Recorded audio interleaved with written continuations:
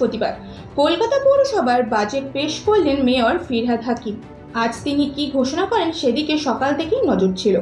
অবশেষে বেলা গড়াতেই শুরু হয় বাজেট পেশ। এদিন জানানো হয় 2024 থেকে 25 আর্থিক বছরে প্রাথমিকভাবে অনুমিত ঘাটতির পরিমাণ ছিল 126.40 কোটি টাকা।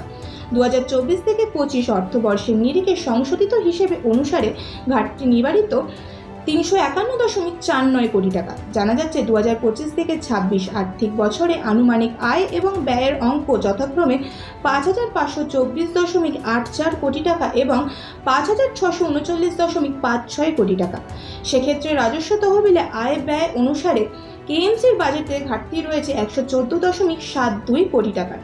গতবারের বাজেটে ঘাটতির অঙ্কটা ছিল 112 কোটি টাকা। এবার তা আরও খানিকটা বৃদ্ধি পেয়েছে।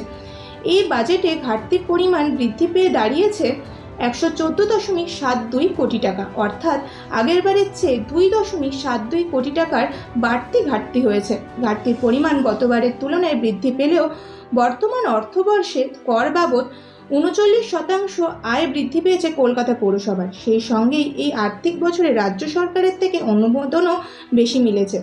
2023 থেকে 24 অর্থবর্ষের নিরিখে এবার রাজ্যের থেকে 59% বেশি টাকা অনুমোদন পেয়েছে কেএমসি। এছাড়াও 19% মোট আয় বৃদ্ধি পেয়েছে বলে খবর। কলকাতা পৌরসভার গতবারের বাজেট অধিবেশনে কাউন্সিলর এলাকা উন্নয়ন প্রকল্প এবং ইন্টিগ্রেটেড বোরো স্কিমের জন্য বরাদ্দ বৃদ্ধি করা হয়েছিল। ওয়ার্ড প্রতি যথাক্রমে 25 থেকে 30 লক্ষ টাকা এবং 15 থেকে 20 লক্ষ টাকা বরাদ্দ স্থির করা হয়েছিল।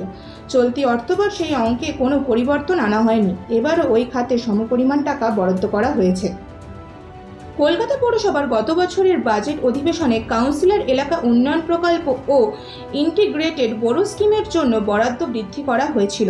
ওয়ার্ড প্রতি যথাক্রমে 25 থেকে 30 লক্ষ টাকা এবং 15 থেকে 20 লক্ষ টাকা বরাদ্দ স্থির করা হয়েছিল। চলতি অর্থবর্ষে এই অঙ্কে কোনো পরিবর্তন আনা হয়নি। এবারও ওই খাতে সমপরিমাণ টাকা বরাদ্দ করা হয়েছে। প্রায় শেষ পৌঁছে এই ব্যাপারে সম্প্রতি সময় সরাসরি সম্পত্তি মূল্যায়নের কাজের পাশাপাশি বকেয়া কাজও চলছে। ব্যুরো রিপোর্ট, নজরে কলকাতা।